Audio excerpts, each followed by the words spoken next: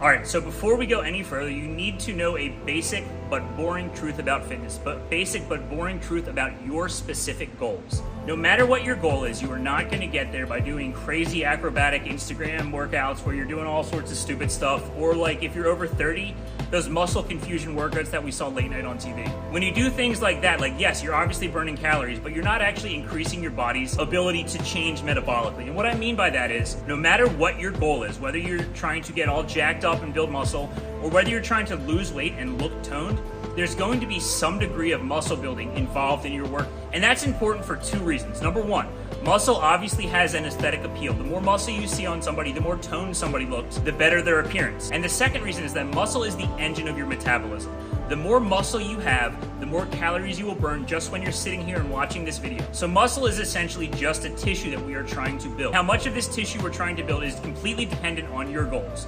So if you're somebody who's just starting, or if you're somebody who's worried about being too bulky, don't worry about that whatsoever. If it was easy to get too bulky, every guy you know wouldn't be able to fit through the front door here, because we'd all weigh 300 pounds and be shredded and just nothing but muscle.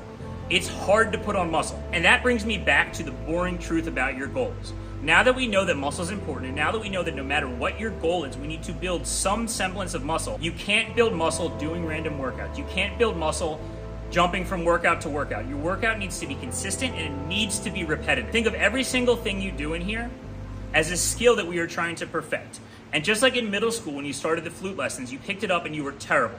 But then after you took lessons twice a week for a couple years, you were pretty good and you could actually play a couple songs. Lifting, exercising, your fitness program is the exact same thing. You're going to need to practice these movements so you get better at them, so you can activate more muscle, so you get better results. So yes, your program might feel repetitive. You are going to be doing a lot of the same movements, but the goal of that repetition is to make you better at those movements so that you can get the results that you need. If getting in amazing shape was easy and instant, everybody would look great and there wouldn't be a need for us. But there is a science behind it and there's also an art behind it. So our job is to find the right movements for you, for your joints, for your goals, and then help you excel at those movements. We know that this is going to be awkward at first. We know that things are going to be sore.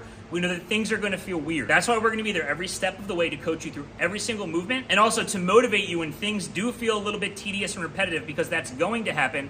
That's just part of the progress. That's not a bug. That's a feature of the system. So your mental tip is to make peace with the fact that your workouts might seem boring. They're not going to be boring in execution because you're here. It's a fun place. Your coach is going to be motivating you. But on paper, your workouts are going to look very boring. But that repetition, that consistency is where all goals are made.